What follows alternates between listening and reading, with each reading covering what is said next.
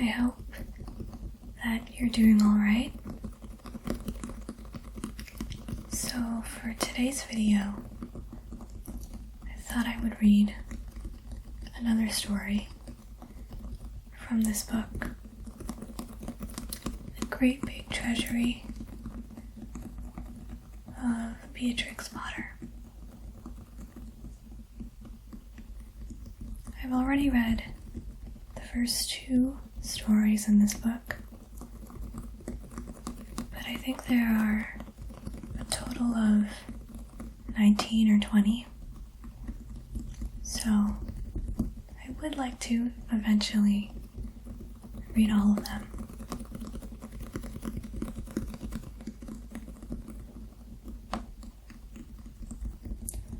Today's story is The Tale of Squirrel Nutkin.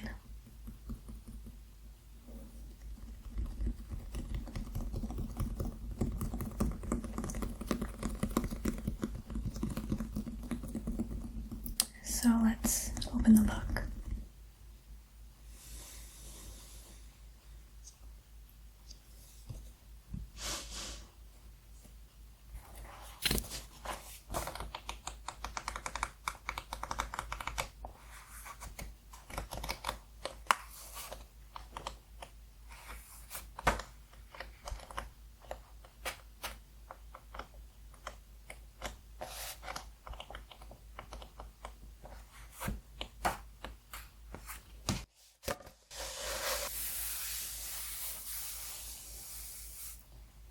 The Tale of Squirrel Nutkin.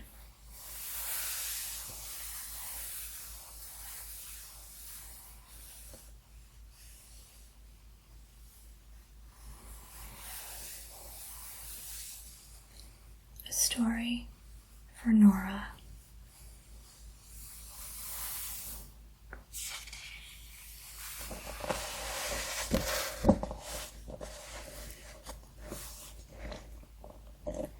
This is a tale about a tale that belonged to a little red squirrel, and his name was Nutkin.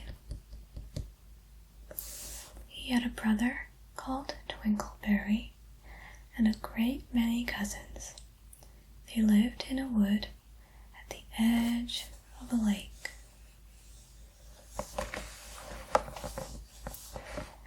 In the middle of the lake, there is an island covered with trees and nut bushes, and amongst those trees stands a hollow oak tree, which is the house of an owl who is called Old Brown.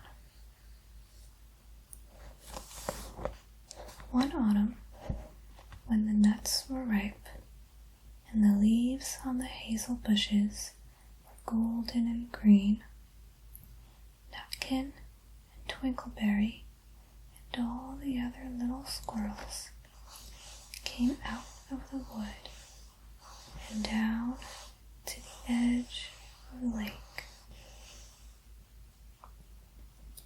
They made little rafts out of twigs, and they paddled away over the water to Owl Island to gather nuts.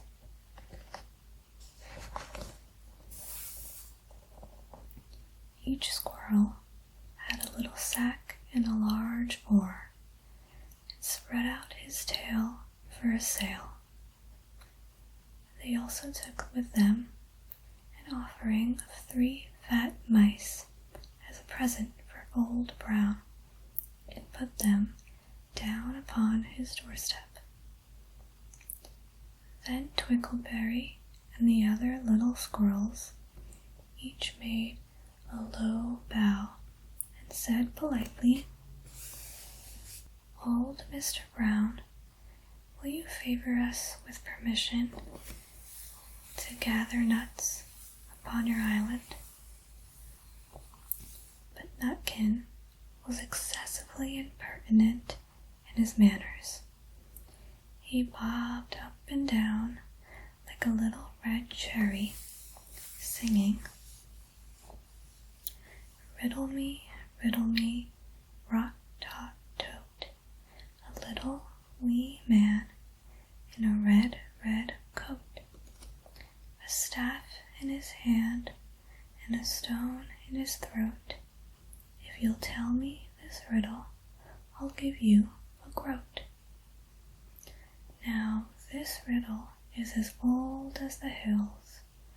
Mr. Brown paid no attention whatever to Nutkin. He shut his eyes obstinately and went to sleep.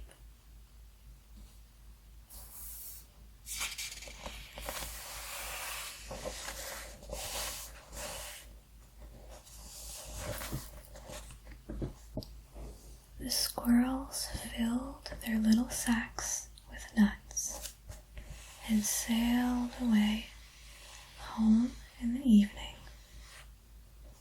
But next morning they all came back again to Owl Island.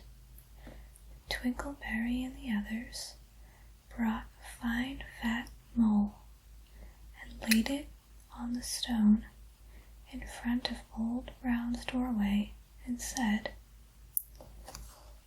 Mr. Brown, will you favor us with your gracious permission to gather some more nuts? But Nutkin, who had no respect, began to dance up and down, tickling old Mr. Brown with a nettle and singing, Old Mr. B, riddle me ree, hitty pitty within the wall, hitty pitty without the wall. If you touch hitty pitty will bite you. Mr. Brown woke up suddenly, carried the mole into his house. He shut the door in Nutkin's face. Presently, a little thread of blue smoke from a wood fire came up from the top of the tree, and Nutkin peeped through the keyhole and sang, A house full, a hole full, and you cannot gather a bowl full. The squirrels searched for nuts all over the island and filled their little sacks. But Nutkin gathered oak apples, yellow and scarlet, and sat upon a beech stump playing marbles and watching the door of old Mr. Brown. On the third day, the squirrels got up very early and went fishing.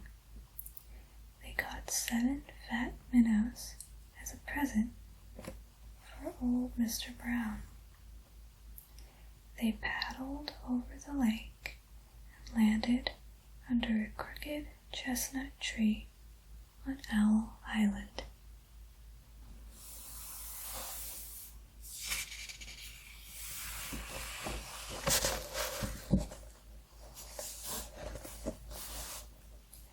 Twinkleberry and 6 other little squirrels each carried a fat minnow, but Nutkin, who had no nice manners, brought no present at all. He ran in front, singing, The man in the wilderness said to me, How many strawberries grow in the sea? I answered him, as I thought good, As many red herrings as grow in the wood. But old Mr. Brown took no interest in riddles, not even when the answer was provided for him. On the 4th day, the squirrels brought a present of 6 fat beetles. which were as good as plums, in plum pudding for Old Brown. Each beetle was wrapped up carefully in a dock leaf, fastened with a pine needle pin. But Nutkin sang as rudely as ever. Old Mr. Bee, riddle me ree, flower of England, fruit of Spain, met together in a shower of rain, put in a bag, tied round with a string. If you'll tell me this riddle, I'll give you a ring. Which was ridiculous of Nutkin, because he had not got any ring to give to Old Brown. The other squirrels hunted up and down the nut bushes, but Nutkin gathered robin's pincushions off a briar bush and stuck them full of pine needle pins.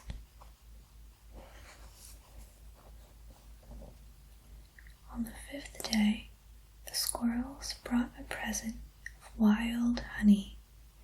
It was so sweet and sticky that they licked their fingers as they put it down upon the stone. They had stolen it out of a bumblebee's nest on the tippity-top of the hill. But Nutkin skipped up and down, singing, hum-a-bum, buzz, buzz, hum-a-bum, buzz. As I went over Tipple-Tine, I met a flock of bonny swine, some yellow-necked, some yellow-backed. They were the very bonniest swine that ever went over the Tipple-Tine. Old Mr. Brown turned up his eyes in disgust at the impertinence of Nutkin, but he ate up the honey. The squirrels filled their little sacks with nuts, but Nutkin sat upon a big flat rock and played ninepins with a crab apple and green fir cones.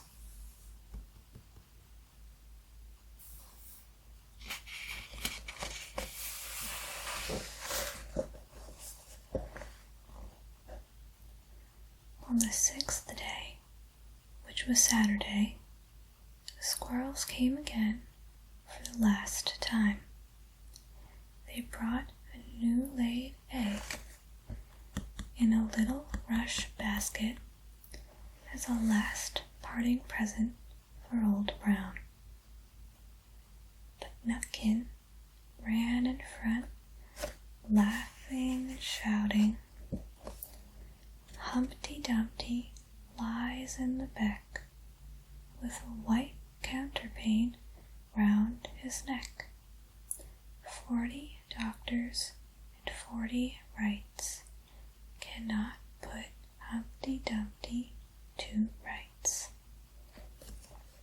Now old Mr. Brown took an interest in eggs.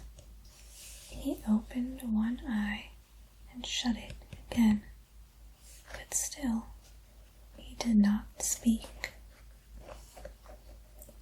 Nutkin became more and more impertinent.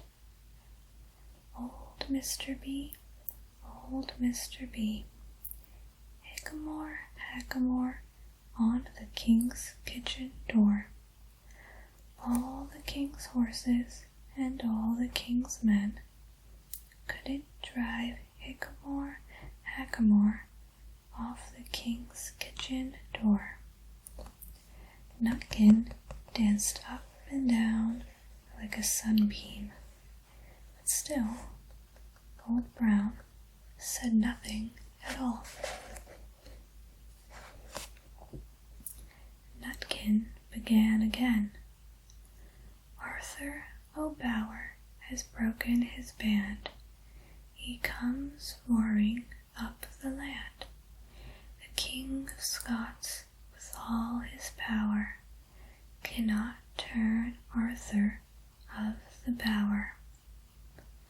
Nutkin made a whirring noise to sound like the wind, and he took a running jump right onto the head of Old Brown. Then, all at once, there was a flutterment and a scufflement and a loud squeak. The other squirrels scuttered away into the bushes. When they came back very cautiously, peeping round the tree, there was Old Brown sitting on his doorstep, quite still, with his eyes closed, as if nothing had happened. But Nutkin was in his waistcoat pocket. This looks like the end of the story, but it isn't.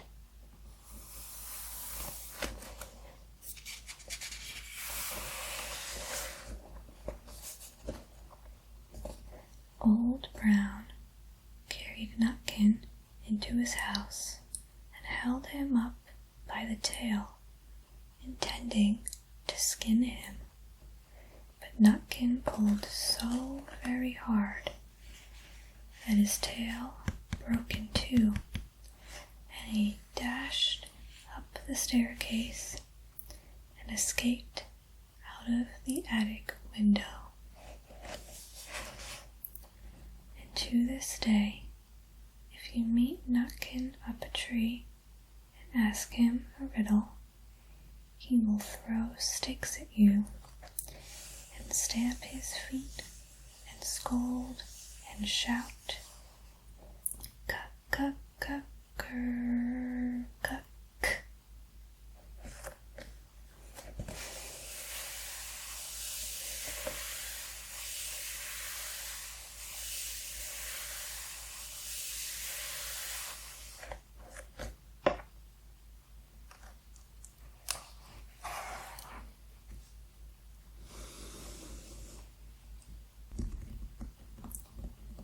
So that was the tale of Squirrel Nutkin.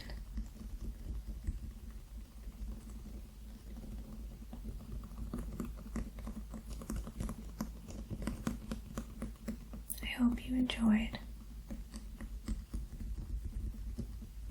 and I hope you have some peaceful, restful sleep.